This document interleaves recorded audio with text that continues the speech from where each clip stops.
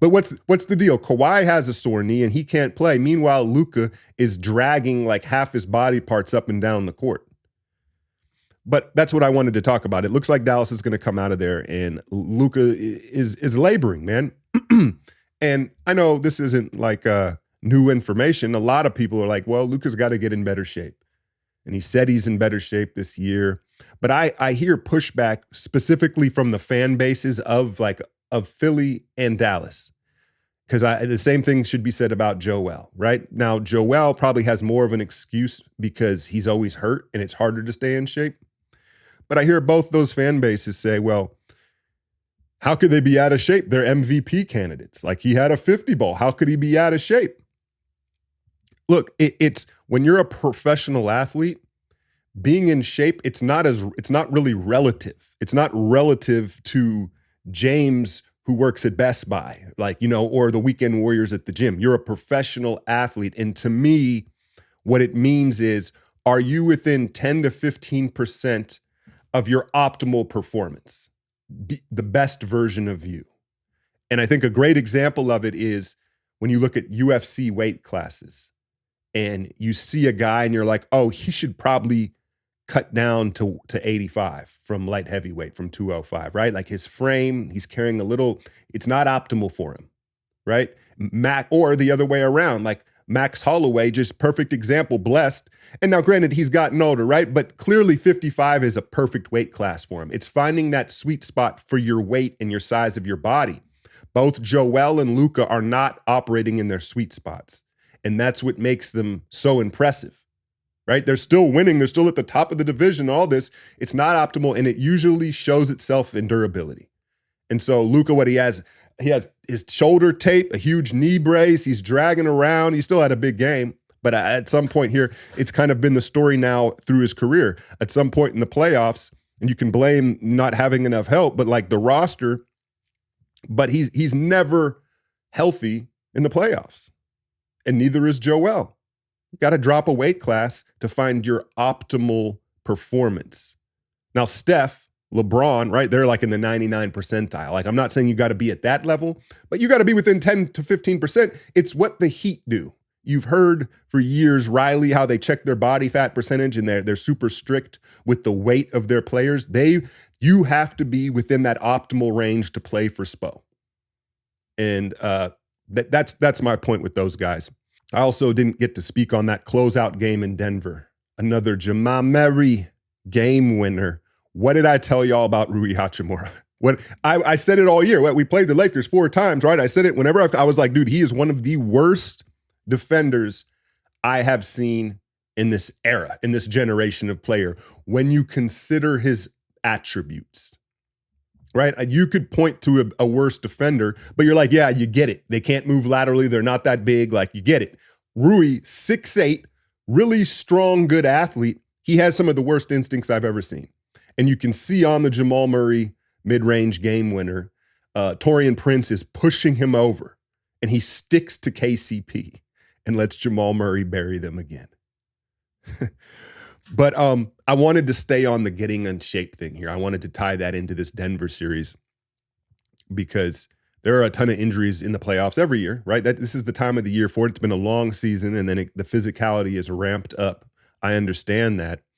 But you got Jamal Murray with a calf strain. That's a little bit worrisome. You know, Minnesota's licking their chops. And that's the thing. Minnesota, with the dogs they have, they're going to test Murray. They're going to test Murray physically. Giannis has the soleus. They're calling it the soleus. It's like between the calf and the Achilles, aka what KD had in 19, right? Porzingis, same thing. And it seems like it's just becoming far more prevalent with today's players. These calf soleus strains. I had one. It lasted me all summer. I think it was like in 18. I want to say it was just before COVID. I had one that lasted me all summer. So when I hear that, I'm like, oh, like when the Giannis thing, like I'm like, oh, they may not play in the playoffs. The Bucks probably ain't going to get into the next round, but KP may be done for the playoffs with that. And you say, oh, calf strain. It's one of those things where, again, the hammy, the calf, the posterior chain, if you have a sore knee or a sore ankle, you can kind of play through it and just favor it. With the posterior chain, with the calf, with the hammy, you can't. because just one firing wrong and it's over for you. But I was thinking about why this is becoming, such a common injury. And the first thing that people say is, oh, well, everyone's so sedentary, right? Is that the right word? We're all sitting so much. And believe me, I was supposed to wear my glasses right now. I'm going to start wearing glasses because my neck, and I stretch a lot at the gym. I'm mobile, but I've realized I'm always leaning in because I'm at 40 now. My eyes are starting to bail on me. But, I think part of it may be the shoes. You know that I love to blame shoes for things, but it's just a big thing to me as an old hooper, and the lack perhaps of arc or too much. Like I notice there's a big difference in different shoes in the arch support and like how the middle of the shoe will fit someone's foot. So I think that there may be some of that depending if you're not wearing the right shoe for your foot in the arch support. But I also think that there is so much lateral movement on the perimeter for even a big guy and step backs. If you just think about how guys move in today's game, how many side to side moves there are, not just defensively moving your feet, but offensively. And so I think that might be a big part of those injuries, but they're nothing to play with. Like the Murray, if it bites Murray and he goes down and he's out for a game, like you could expect him being out for the series. And I don't want that to happen because it would ruin the series that I think we're all looking forward to. Game 1 Saturday, I will have that breakdown Sunday. That's going to be the next, and that will probably be a full-on breakdown, not a hybrid one, unless something else crazy happens on that Saturday of games. But again, keep an eye on Murray's thing, because if it bites him good, it's very hard to baby. It could mean the series for him. I also want to put Murray in the Luka Joel category. To me, Murray is not playing at an optimal weight. Sure, he's effective. Sure, right. I understand that, but he needs to play a weight class down. And I almost wonder if he kind of gets a pass because he plays with Jokic. How can the team come to him and say, hey, Murray, we need you to drop 15 when Jokic is there? Right? I wonder if that kind of goes hand in hand with Jokic.